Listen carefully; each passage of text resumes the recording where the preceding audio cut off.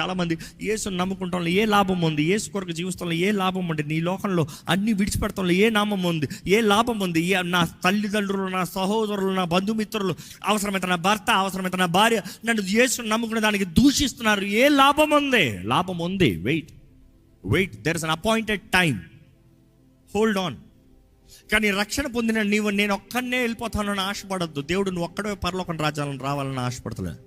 నీతో పాటు నీ కుటుంబం అంతా, నీతో పాటు నీ రక్త సంబంధం అంతా, నీతో పాటు నిన్ను ఎక్కడ పెట్టాడో ప్రభు వారందరూ, నీ సంబంధించిన వారు, నీ స్నేహితులు, నీ బంధుమిత్రులు. జ్ఞాపకం చేసుకోండి, దేవుడు నిన్ను సజీవ లెక్కలో ఉంచాడంటే 2 విషయాలు. 1, నువ్వు ఆయన కొరకు బ్రతకాలి.